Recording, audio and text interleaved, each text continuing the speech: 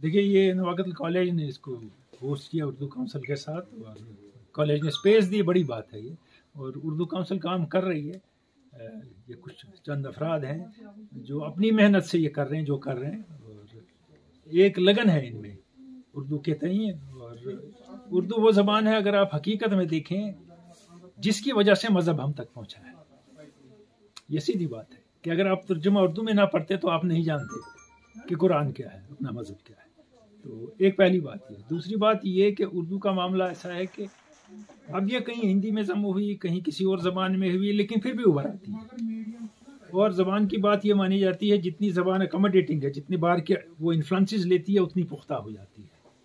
और ये सारा काम जो है उर्दू काउंसिल करती है कि ये जो आपके दिमाग में ये है कि उर्दू पे बाकी मुसल्लत हो रहे हैं, वो दिमाग से निकाल दें।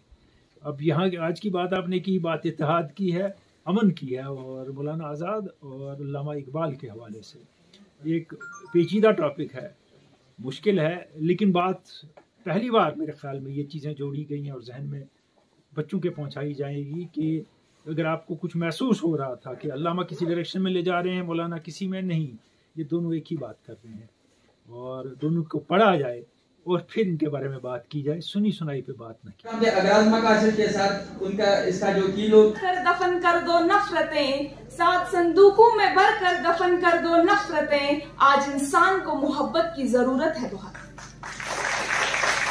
इस वक्त दुनिया में अफरा तफरी, कत्लो गारत गरी, बदअमनी, बेचैनी, जात पात, रंग और नस्ल और जुल्म व जबर आम है। पूरी दुनिया अमन व मोहब्बत की एक एक बूंद के लिए तरस रही है। बरसगीर बिलखसूस इस जुल्म व जबर वगैरह का हमेशा शिकार रहा है। 7वीं सदी में इल्म कलाम और अक़लियत की जो सर्द हवा आलम इस्लाम में मशरिक से मगरिब तक चली थी, उससे दिल की अंगीठियां सर्द हो गई थी।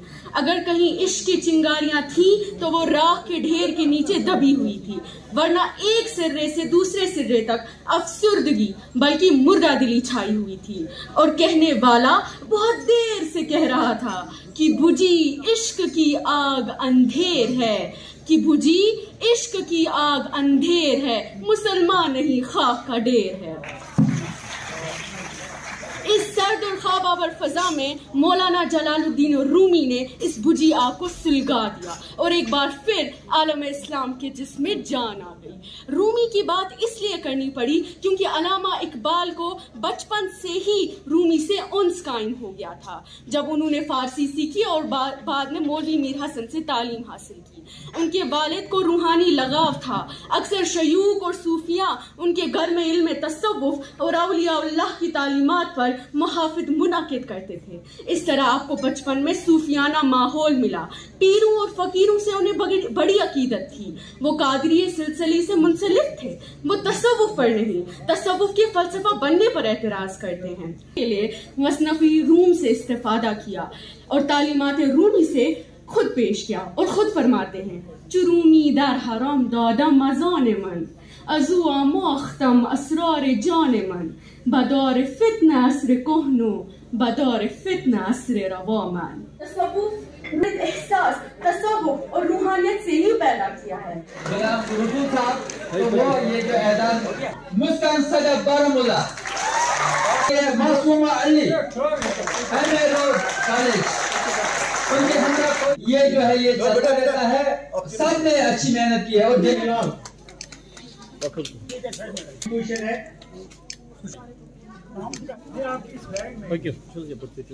सजीदा जावेद मैडम यहाँ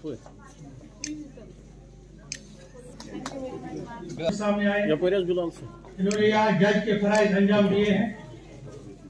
और जो आज यहाँ नुसरत जमीन साहिबा, वो भी सामने सर